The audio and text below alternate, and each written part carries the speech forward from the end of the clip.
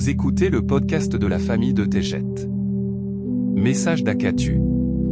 Les âmes jamais incarnées dans aucun rêve éveillé.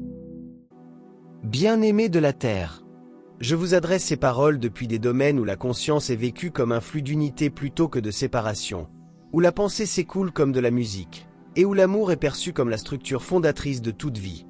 Beaucoup d'êtres humains s'interrogent sur la raison pour laquelle certaines âmes se sont incarnées dans ce rêve éveillé actuel, alors que d'autres l'observent en silence depuis leur lieu d'harmonie. Ce rêve est différent, et vous êtes les volontaires issus de vos familles sacrées.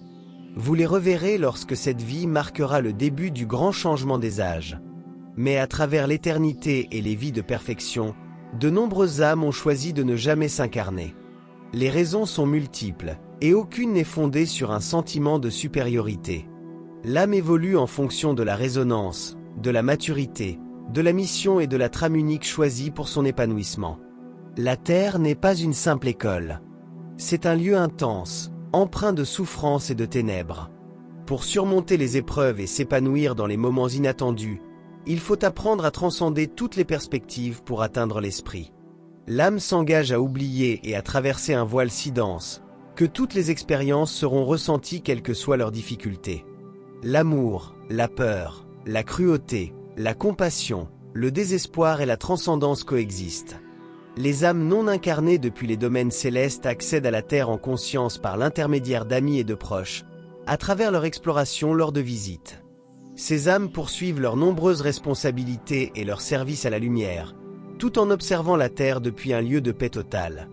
Elles tirent des leçons avec sagesse, d'une façon différente de celle des êtres sur Terre. Elles réfléchissent, éprouvent de la compassion et offrent leur amour à ceux en difficulté. Ces âmes jouent également un rôle de stabilisateur depuis leur lieu d'origine. Elles créent souvent des structures harmoniques et se rassemblent pour psalmodier, chanter et transmettre des fréquences de lumière aux âmes incarnées. Des flux de guérison pénètrent dans le domaine terrestre et apportent le calme. De nombreux êtres supérieurs interviennent dans les rêves pour transmettre des messages et de la sagesse à leurs amis et à leurs proches. Il existe des âmes qui ne s'incarnent jamais qui aiment jouer le rôle de guide spirituel, ou simplement communiquer par télépathie avec de nombreux autres êtres. Il n'y a qu'un seul esprit infini, et chaque jour, remarquez les pensées qui vous viennent à l'esprit sans que vous les ayez provoquées. Remarquez les phrases, les avertissements ou les paroles de réconfort. Ceux-ci vous sont souvent envoyés par des âmes issues des domaines célestes. Mais sachez que vous êtes ceux qui, avec courage, sont venus maintes fois à l'école de la Terre. La dualité recèle des trésors inaccessibles dans les domaines de la perfection et de l'harmonie constante. Une âme ne peut faire l'expérience du pardon, là où il n'y a pas de blessure. Le courage ne peut être découvert, là où il n'y a pas de peur.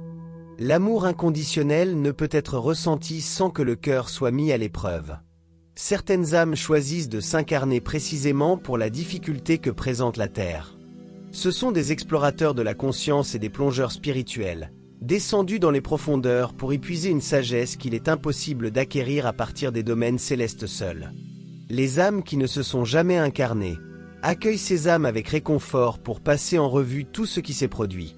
Les âmes qui ne se sont pas incarnées sont de brillants gardiens de registre, et ceux-ci sont à la disposition de chaque âme à son retour.